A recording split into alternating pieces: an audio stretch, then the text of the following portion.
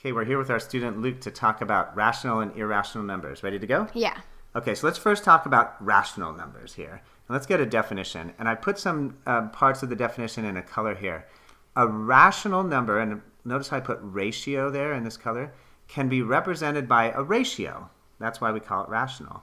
And a ratio you can think of just as a fraction, okay, of integers. Okay, so if a number can be represented by a fraction where the numerator and denominator are integers, it's rational.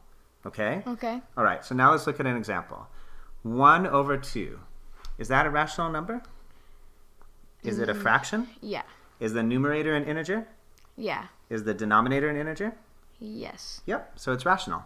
Okay? Okay. If you were to turn 1/2 into a decimal, do you know what it would be as a decimal? 0.5. 0.5. So that's the same thing, so that's also rational. Okay. Now, how about this one? This is a little tricky. 5. Is that a rational number? And let me give you a clue. Can you think of any fraction that's equal to 5? 5 over something, maybe? 5 over 1. Yeah, is 1 an integer? Yeah. Okay, so this is a ratio, a fraction of two integers, so that's also rational. So if you have just a regular number, or an integer, that's a rational number too. Okay. Okay, so there's a few other things about rational numbers, other characteristics here. One is you can find them on an exact place on the number line. Okay, so here's a number line. I put a rational number, 2/3. Does that look like a rational number to you? No. Oh, yeah. And why is it a rational number?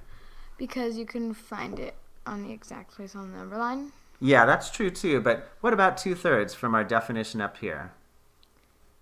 Is it a fraction? Yeah. Is the numerator an integer? Yeah. How about the denominator? Yeah. Okay, so it's a rational number, and we know that we can find it exactly 2/3 of the way between 0 and 1, right?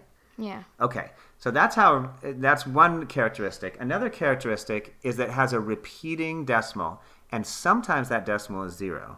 So if we were to turn 2/3 into a decimal, we would divide 2 divided by 3, right? Yeah. Okay, so I'm just going to go ahead and put that here. We don't have to do the work right now. But when you do it, 3 goes into 2 or 20 6 times, and then you do 18, and then you do 20 minus 18 is 2, so you bring down the 0, you have another 20, right? Yeah. Then you have 6 again, 18 again. This goes on forever and ever and ever, right? Yeah. So what we can do, I'll write it over here, that 2/3 is really equal to 0.6 with the 6 repeating forever. Okay? Okay. And that's what all rational numbers do. They all have a repeating decimal. Now you might say, well, wait a second, 0.5 doesn't have a repeating decimal. But if you really look at it down here, 1 divided by 2 is 0.5. And we never do this because it would just waste our time. But you could just keep going, right? You could say, okay, I'm going to bring down the 0, and then 2 goes into 0 0 times. That's 0. Bring down another, you could go forever. And what is the number that's actually repeating there?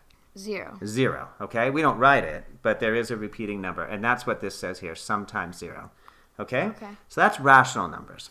There are other kinds of numbers, okay? Okay. And we call those irrational numbers. It doesn't mean irrational like you're not making sense, you're not being fair. It means irrational like this.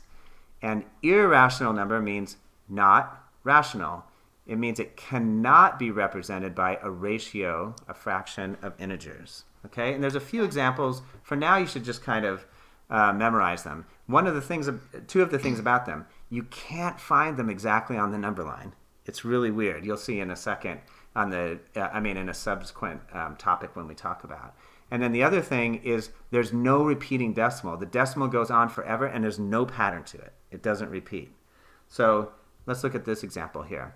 3.14159 ... means it goes on forever. Yeah. That's irrational.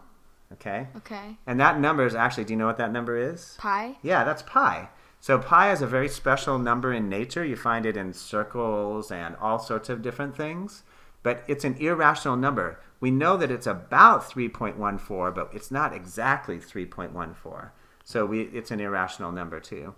And then sometimes there's square roots that are irrational, like the square root of 2. It also goes on forever without repeating. So it's irrational. So you should memorize now things that like pi and square root of 2 are irrational. Now let's just look at a few things here to make sure we got our understanding. 2.97331 ... Rational or irrational? Irrational. Irrational. And how come? Because the repeating number doesn't have a pattern, or it's not the same. Yep, it doesn't repeat. The decimal goes on forever with no pattern. Okay, how about this one? Square root of 3. What's your guess? Irrational? Irrational, right. It's a good guess. I didn't tell you for sure, but it's not a perfect square, and it turns out that the square root of 3 is also irrational. Now, here's a little bit of a tricky one. Ready? Yeah. Okay. Square root of 16. What do you think of that? Rational? And why is that rational? That's the right answer. Why? Because it's a square, a perfect square. It's a perfect square, so it's the same thing as 4, right? Yeah. And we already know from over here that any number that's just an integer can be put over 1, and it can be a ratio, so it's a rational number. Okay, last one. 4.37 with the 37 repeating forever. Rational. Rational. Excellent. Okay, it sounds like you understand it, yeah? Yeah. All right, good job.